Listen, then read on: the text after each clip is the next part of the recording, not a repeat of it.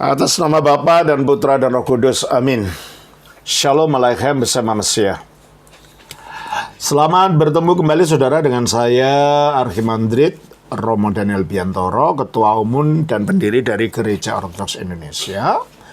Kita akan melanjutkan acara kita dengan menjawab pertanyaan-pertanyaan yang telah dikirimkan kepada kami ataupun komentar-komentar yang ada di kolom komentar dari video-video yang ada. Kali ini saya akan menanggapi pernyataan dari akun Ahmad Mutohar yang mengatakan upacara korban hewan, domba, kambing, dan sebagainya bukan untuk tebusan dosa, tetapi untuk mengenang peristiwa Ibrahim mengorbankan anak sulungnya atas perintah Allah, yang pada akhirnya oleh Allah diganti dengan domba. Artinya Ibrahim menempatkan ketakwaan kepada Allah di atas segalanya. Ketakwaan ini mengalahkan harta dan kesayangan duniawi termasuk anaknya. Inilah ajaran yang sesungguhnya. Saudara Ahmad Mutohar, saya asumsikan saudara memang beragama Islam ya. Dan saudara hendak menanggapi ajaran kitab suci Kristen berdasarkan pemahaman Islam. Nah, kalau dalam Islam korban itu yang sebentar lagi tanggal 9 Juli ini akan dirayakan Hari Raya Korban oleh seluruh umat Islam di dunia, itu merupakan yang saudara katakan mengenang peristiwa Ibrahim mengorbankan anak sulungnya atas perintah Allah. Itu ajaran Islam, bukan ajaran Kristen. Jadi jangan kalau saudara paksakan pemahaman agama saudara kepada agama yang lain, tidak pas. Sebab orientasi kami bukan ajaran Islam, bukan pula ajaran Al-Quran, tetapi ajaran Alkitab. Dan ajaran Alkitab tidak mengatakan bahwa korban itu sebagai mengenang Ibrahim. Korban itu betul sebagai sarana penebusan pengampunan dosa. Coba kita baca di dalam Ibrani 9 ayat 22. Dan hampir segala sesuatu disucikan menurut hukum Taurat dengan darah, dan tanpa penumpahan darah tidak ada pengampunan. Nah, jadi kalau menurut Alkitab, menurut Injil, menurut Perjanjian Baru, Perjanjian Lama, korban itu bukan hanya sekedar mengenang apa yang dilakukan Ibrahim. Karena dikatakan dalam ayat itu, hampir segala sesuatu menurut Taurat disucikan dengan darah, dan tanpa darah tidak ada pengampunan dosa. Itu ajaran Alkitab.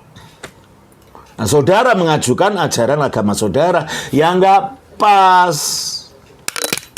Lagi pula, korban menurut Alkitab itu bukan hanya baru ada pada zamannya Ibrahim, enggak. Itu sudah ada sejak zamannya Adam. Dan itu diperintahkan Allah, ya, diperintahkan oleh Yahweh. Karena Alkitab tidak mengenal Allah, yang dikenal adalah Yahweh. Ya, dalam Taurat itu.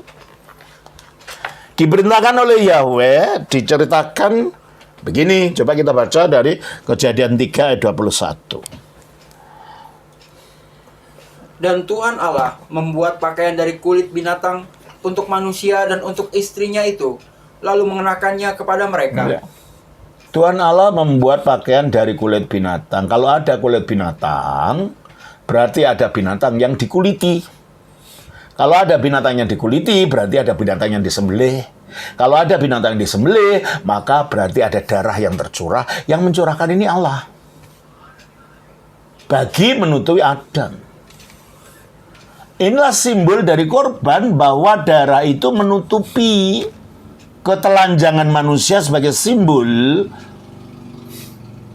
kejatuhan manusia dalam dosa. Nah, ketika saya jelaskan itu, ada akun mengatakan saya ngedabrus, artinya saya omong kosong. Dan itu sudah saya jawab pada video saya yang saya unggah tanggal 15 Juni. Untuk sementara beberapa video masih kami edit dulu, nanti akan kami naikkan lagi, ya. Salah satunya adalah video mengenai mengenai korban kejadian 3:21. Bahwa ini bukan pendapat saya pribadi atau saya gedabrus itu istilah Jawa Timur untuk orang ngomong kosong yang nggak ada kenyataannya. Nah, saya kutip saja salah satu tafsir dari ESV Study Bible, Alkitab Pengkajian ESV English Standard Version, yang bunyinya begini.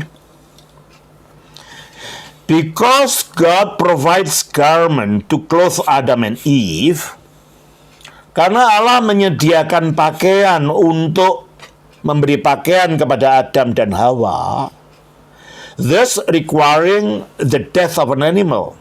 Dengan demikian menuntut kematian seekor binatang to cover their nakedness, untuk menutupi ketelanjangan mereka. Many see, banyak orang yang melihat, maksudnya para penafsir Kristen, ya, ahli tafsir Kristen atau bapak gereja juga. Many see a parallel here. Banyak orang yang melihat paralel di sini, related to, yang terkait dengan nomor satu, the system of animal sacrifices to atone for sin later instituted by God through the leadership of Moses in Israel. Satu, sistem korban-korban binatang untuk mendamaikan dosa yang kemudian dilembagakan oleh Allah melalui kepemimpinan Musa di Israel. Berarti korban kan ini?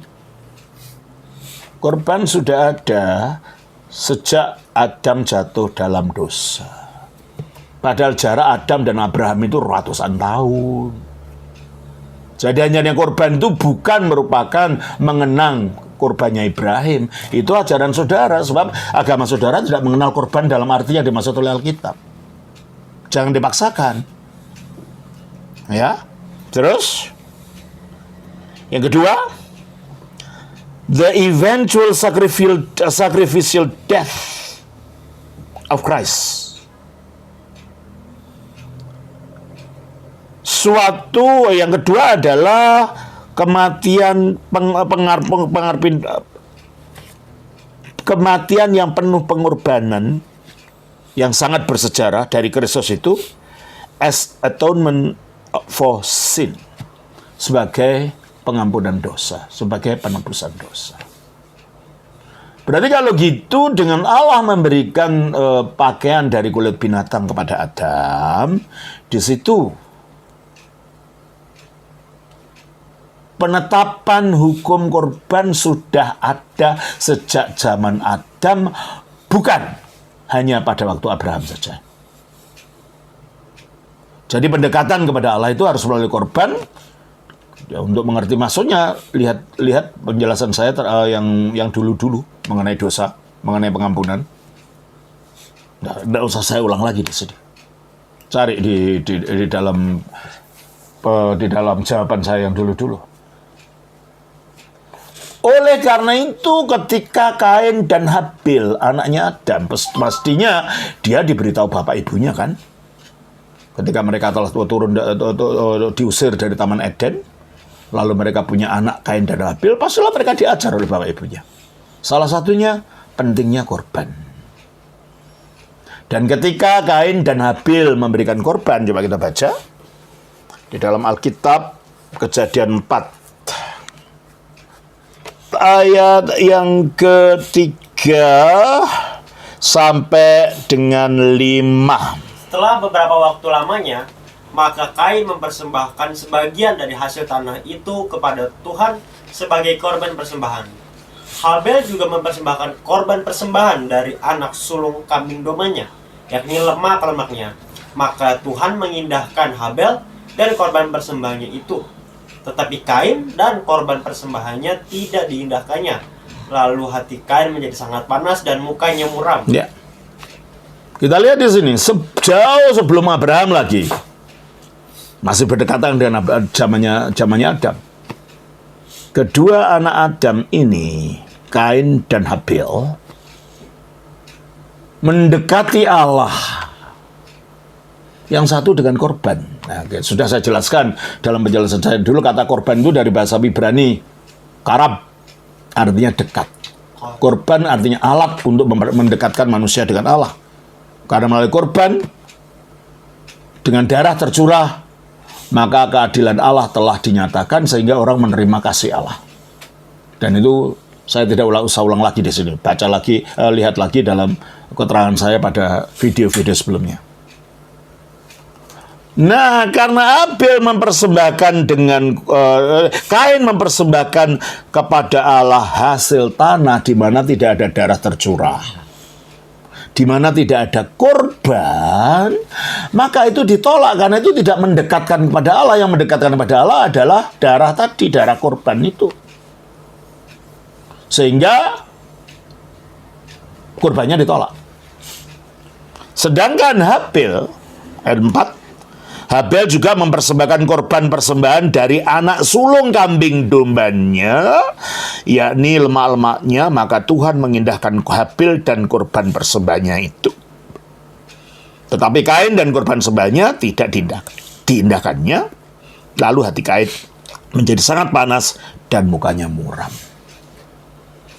Jadi kita lihat, jauh sebelum zamannya Ibrahim, zamannya Adam sudah mulai.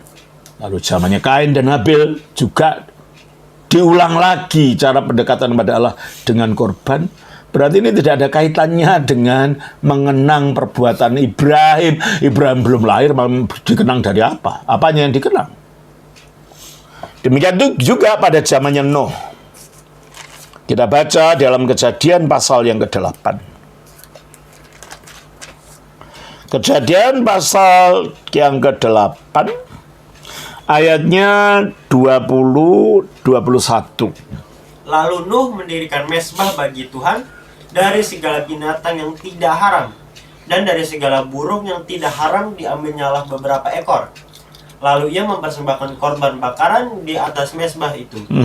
Ketika Tuhan mencium persembahan yang harum itu, berfirmanlah Tuhan dalam hatinya, "Aku takkan mengutuk bumi ini lagi karena manusia, sekalipun yang ditimbulkan hatinya adalah jahat dari sejak kecilnya." Oke.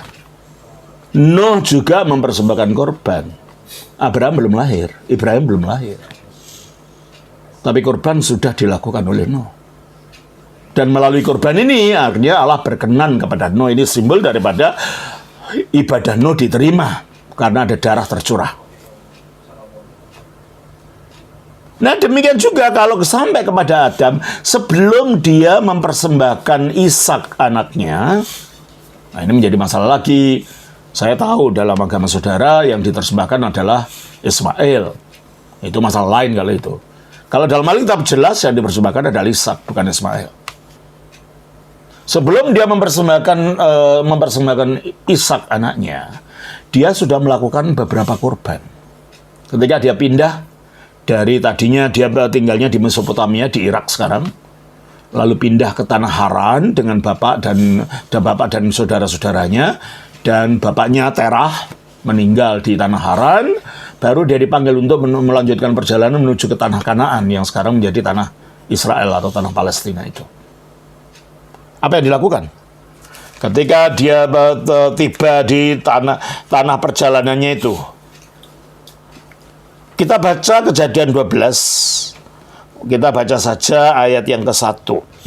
Berfirmanlah Tuhan kepada Abram, "Pergilah dari negerimu, dari sanak saudaramu, dan dari rumah bapamu ini ke negeri yang akan..." Nah, dalam perjalanannya dia melewati beberapa tempat, lalu ayat 8.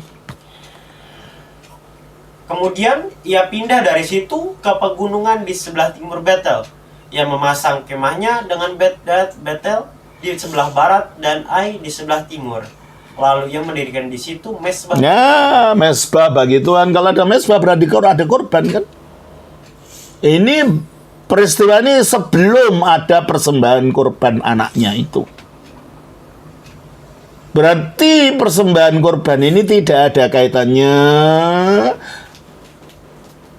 secara langsung dengan mengenang korban yang dilakukan Abraham terhadap anaknya yang hampir saja dikorbankan itu.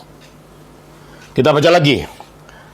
Kita baca dari Kejadian pasal yang ke-13. Ayatnya 3 sampai 4. Ia berjalan dari tempat persinggahan ke tempat persinggahan, dari tanah Negeb sampai dekat Betel, di mana kemahnya mula-mula berdiri antara Betel dan Ai, ke tempat mesbah yang dibuatnya. Dahulu di sana, disitulah Abram memanggil nama Tuhan. Ya, dia mendekat Tuhan, memanggil nama Tuhan, artinya menyeru nama Tuhan, berdoa kepada Tuhan di tempat di mana mesbah itu ada. Dan ini kejadian sebelum ada peristiwa pengorbanan Abraham. Jadi ide saudara bahwa korban itu hanya untuk mengenang apa yang dilakukan Ibrahim ditolak oleh Alkitab. Karena sebelum ada peristiwa pengorbanan Ibrahim yang hampir saja mengorbankan anaknya Ishak itu, korban sudah dimulai sejak zamannya Adam. Dan akhirnya korban itu mencapai puncaknya. Dengan begitu bukan hanya sekedar binatang, tetapi juga ketaatan daripada Adam. Bukan hanya sekedar binatang yang disembelih, tapi ada ketaatan dari mempersembahkan korban. Maka terjadilah peristiwa pengorbanan anak, bukan Abraham maksud saya. Pengorbanan anak Abraham yang hampir saja dikorbankan. Coba kita baca di dalam Kejadian pasal 22. Ayatnya yang ke-1 dan 2. Setelah semuanya itu Allah mencoba Abraham. Ia berfirman kepadanya, Abraham.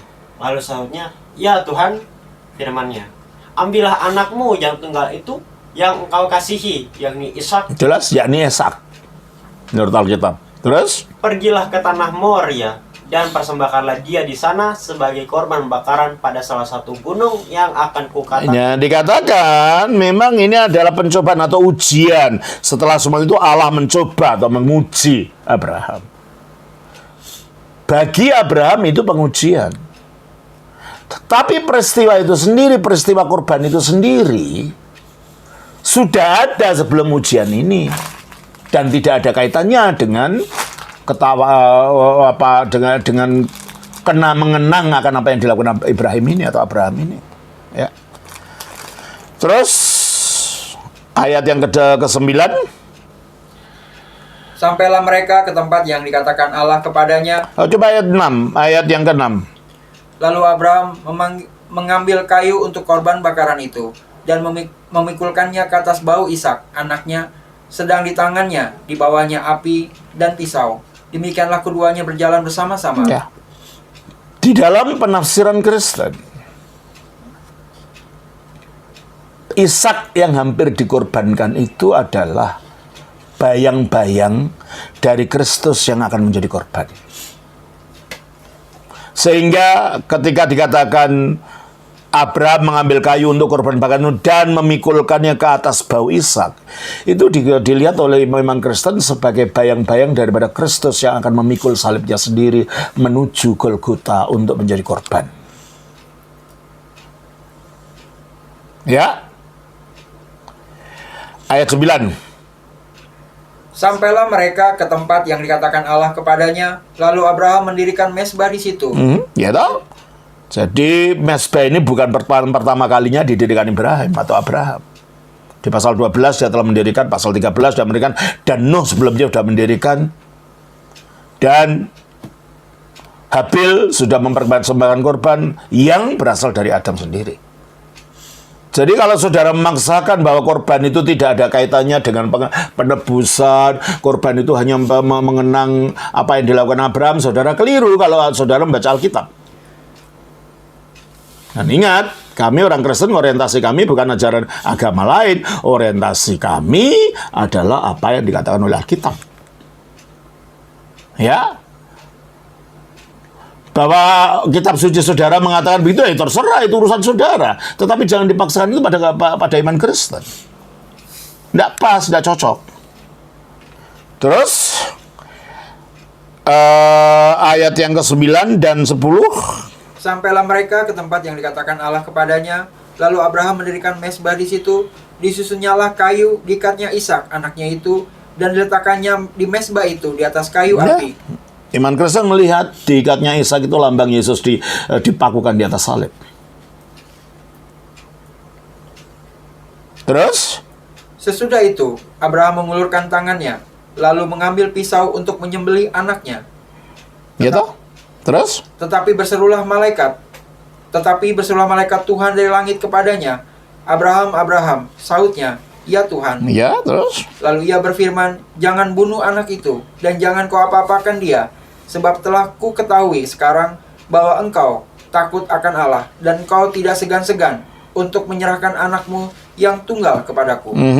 Lalu Abraham menoleh dan melihat seekor domba jantan di belakangnya, yang tanduknya tersangkut dalam belukar.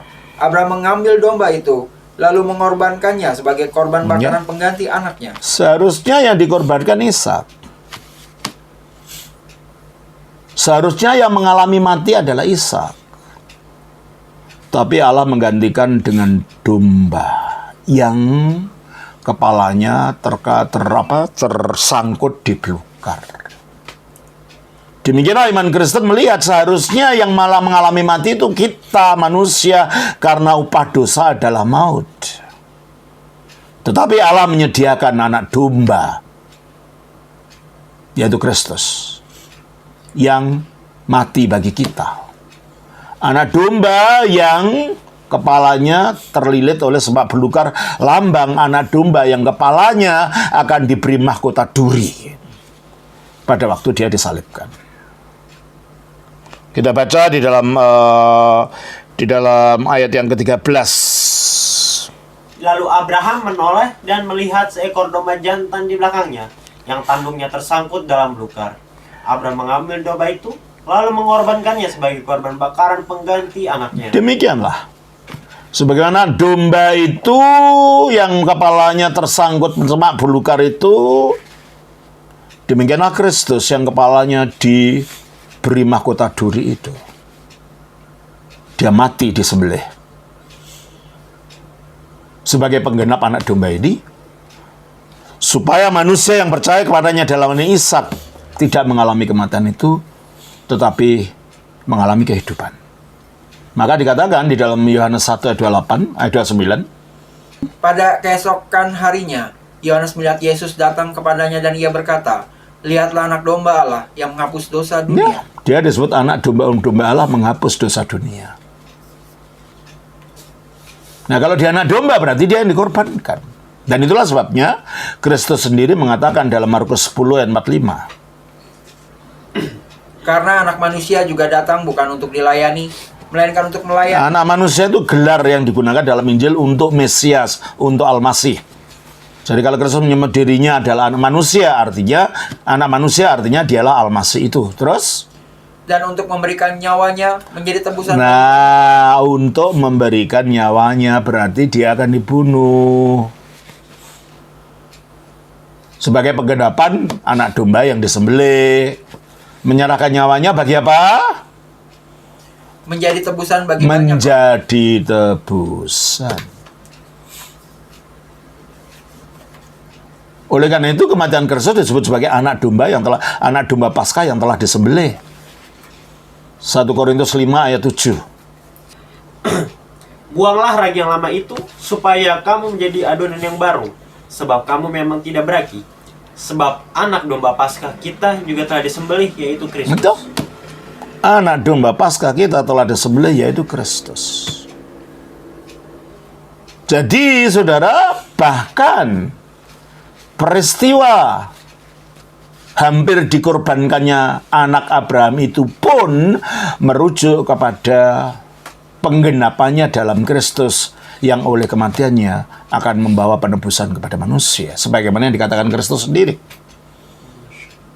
Itulah sebabnya setelah zamannya Nabi Musa, Kalau tadi korban-korban itu hanya dilakukan orang per orang, biasanya kepala keluarga seperti Abraham, nanti Iskak, dan lain-lain.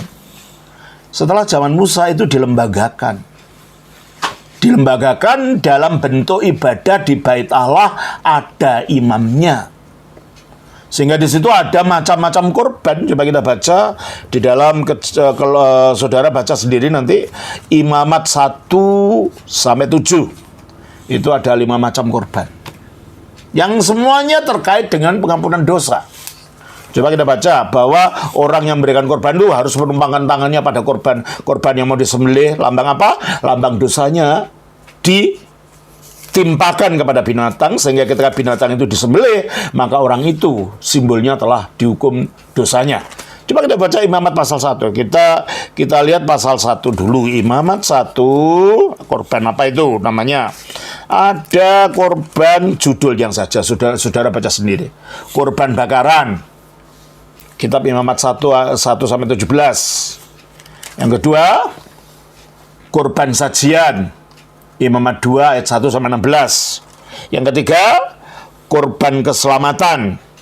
Imamat 3 ayat 1-17. Yang keempat, korban penghapus dosa. Imamat 4 ayat 1 sampai Imamat 5 ayat 13. Terus kita lihat juga yang terakhir adalah yaitu 1, 2, 3. Korban penghapus dosa dan korban penebus salah. Imamat 5 ayat 14 sampai Imamat 6 ayat 7. Ada 5 jenis korban.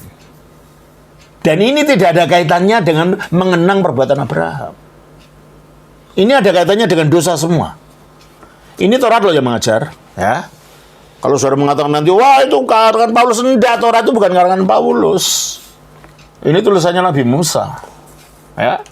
Dan coba lihat, ketika orang memberikan, kapan orang mempersembahkan korban itu? Coba kita baca pasal yang ke-1 ayat 2 sampai dengan ayat 4. Berbicaralah kepada orang Israel dan katakan kepada mereka, apabila seseorang di antaramu hendak mempersembahkan persembahan kepada Tuhan, haruslah persembahanmu yang kamu persembahkan itu dari ternak, yang dari lembu sapi atau dari kambing domba.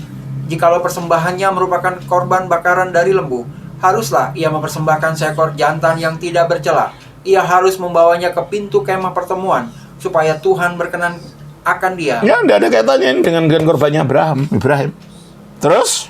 Lalu ia harus meletakkan tangannya ke atas kepala korban. Nah, iya, orang berdosa ini meletakkan tangannya ke atas kepala korban, sehingga secara simbolik dosa orang itu ditimpakan pada korban, atau secara simbolik orang ini direpresentasikan, diwakili oleh korban ini, sehingga kita korban itu dibunuh, orang ini dosanya telah diadili. Jadi saudara salah kalau mengatakan bahwa korban itu tidak ada kaitannya dengan pengampunan dosa. Kalau Alkitab yang saudara katakan. Kalau agama saudara itu bukan urusan saya, itu urusan saudara. Tapi jangan paksakan keyakinan agama saudara kepada agama kami. Tidak sama. Karena Alkitab dengan jelas mengatakan mengenai korban-korban ini, Imamat 17, ayat 10 dan 11. Imamat pasal 17, ayatnya 10 dan 11. Setiap orang dari bangsa Israel dan dari orang asing yang tinggal di tengah-tengah mereka, yang makan darah apapun juga, aku sendiri akan menentang dia. Ya, kenapa orang Israel tidak boleh makan darah? Ada alasannya. Ayat 11. Karena nyawa makhluk ada di dalam darah. Artinya, kalau makhluk itu masih ada darahnya, masih hidup. Kalau mati, kalau darahnya habis, ya mati. Makanya dikatakan nyawa makhluk ada dalam darahnya. Terus? Dan aku telah memberikan darah itu kepadamu di atas mezbah. Nah, aku telah memberikan darah korban itu di atas mezbah. Sebagai apa? Untuk mengadakan pendamaian. Untuk mengadakan pendamaian dengan perantaraan nyawa. Berarti kalau gitu, ini tidak ada kaitannya dengan mengenang apa yang dilakukan Ibrahim. Ini berdiri pada dirinya sendiri sebagai sarana pendekatan kepada Allah. Kalau mau mengerti iman Kristen, mengertilah dari kacamatanya orang Kristen. Jangan saudara paksakan agama saudara untuk cocok dengan iman Kristen. Tidak akan cocok, kitabnya saja beda kok. Bagaimana itu mau dicocok-cocokkan? Tidak. Dan saudara juga tidak bisa memaksakan pendapat saudara terhadap iman Kristen. Karena iman Kristen punya titik bijaknya sendiri. Jadi jelas, kalau saya ulang kembali pernyataan saudara, saya baca lagi di dalam pernyataan saudara tadi. Upacara kurban hewan domba bukan untuk tebusan dosa. Saudara salah, kita mengatakan untuk tebusan dosa, untuk pendamaian. Ulang kembali itu dari Imamat pasal yang ke-17 ayat 11 tadi. Karena nyawa makhluk ada di dalam darahnya, dan aku telah memberikan darah itu kepadamu di atas mezbah untuk mengadakan pendamaian. Pendamaian itulah penebusan.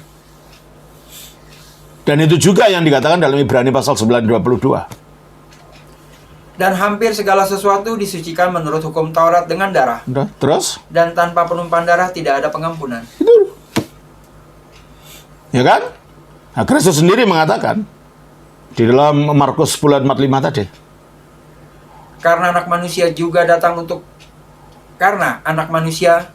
bukan untuk dilayani, melainkan untuk melayani, menjadi hamba, menjadi pelayan bagi umatnya, terus dan untuk memberikan nyawanya. Memberikan nyawanya artinya dikorbankan. Mati di atas salib.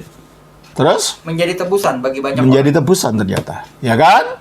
Jadi kalau saudara mengatakan upacara korban hewan bukan untuk penebusan, bukan untuk tebusan dosa, Kristus lebih dapat dipercaya daripada kata-kata saudara. Saya lebih percaya kata-kata Kristus daripada kata saudara. Tetapi untuk mengenang peristiwa Ibrahim tidak ada alasan, tidak ada bukti yang mengatakan begitu.